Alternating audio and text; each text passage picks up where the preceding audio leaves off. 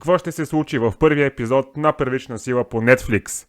Дали ще имаме нови шампиони и дали скалата ще се завърне, за да предизвика Роман Рейнс? Това са само част от нещата, за които ще си говорим. Останете до края, за да разгледаме целия карт на шоуто и да споделя какво е най-вероятно да се случи.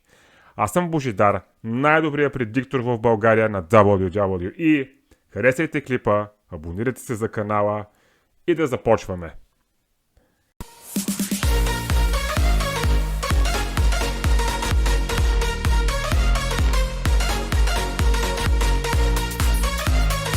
Карта за шоуто има 4 обявени матча.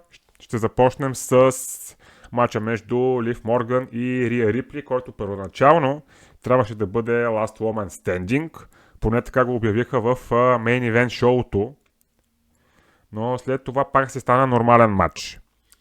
Лив Морган е шампионка вече над 200 дена и започва силно да се изчерпва. Мисля, че каквото можеха да направят с нея, вече го направиха. Преди Judgment Day бяха интересни, но след като Рия и Прис се махнаха, самата групировка не предизвиква същия интерес. Основната вражда на Лив е с Рия Рипли, като досега имаха два матча за световната титла. Първия на SummerSlam, Рия загуби след туш. Във вторият им матч на Bad Blood Рия го спечели с дисквалификация, но в този момент доста хора смятаха, че финала на матча е бочнат, защото завършващата се Ракел Родригес трябваше да атакува Рия и Лив да я тушира. И все пак след тези два матча Рия си тръгваше без титла и сега е време за третият им матч. Няма на къде Лив повече да бяга, време е Рия да си върне трона, така че тук съм страшно убеден, че Рия печели и си връща пояса, световната титла и след това можем да видим завръщания на Беки Линч, на Шарлот Флеер, които да я предизвикат и да започне оттам някаква програма, която ще доведе до матч на Кетчмания. Продължаваме с Джей Усо срещу Дрю Макентайр. Дрю имаше доста кофти 2024 година, изпълнена с загуби, но това не го прави да изглежда по-слаб. Напротив, в момента изглежда като звяр, който не може да бъде спрян. В момента е тръгнал срещу Bloodline, като първо победи Семи Зейн, а сега е наред и Джей Усо. Тук според мен му трябва още една убедителна победа и след това да видим срещу кой ще тръгне. Ако Джими е здрав, предполагам ще бъде срещу него, така че тук отново съм убеден, че победата е за Дрю.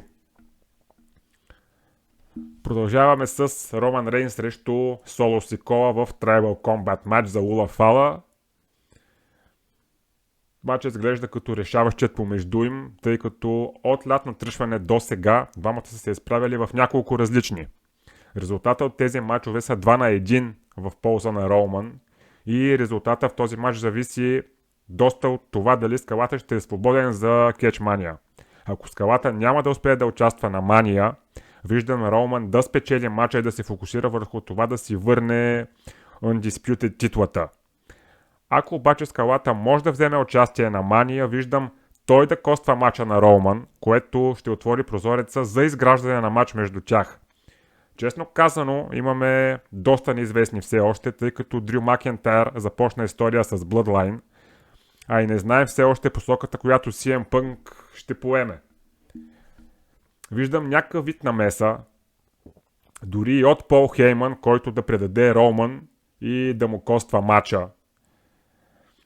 Самото му промо в последното разбиване беше доста странно.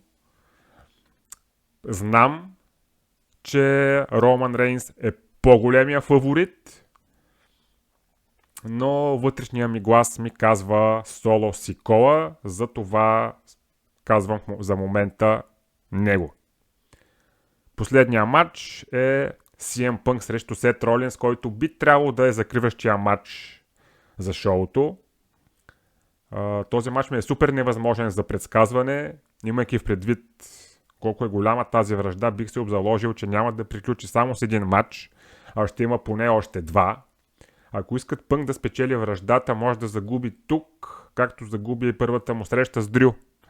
Може след това на мелето да бие Гюнтер и да вземе световната титла. И на Мания пак да се бие с Ролинс, където този път победи. Въпреки, че е по-вероятно Пънк да стигне до главния матч на Мания, след като използва услугата, която Хейман му дължи. Прогнозата ми от този матч зависи доста от матча на Роман Соло. И след като там посочих Соло да победи, не вярвам в двата най-големи матча да победят два хила. Затова тук смятам, че Пънк ще победи. И ще му отвори още по-широко вратите към Кетчмания. Това са всички обявени матчове, които със сигурност ще имат доста изненади. Но с този епизод на Превишна сила можем да си кажем Welcome to WrestleMania Season!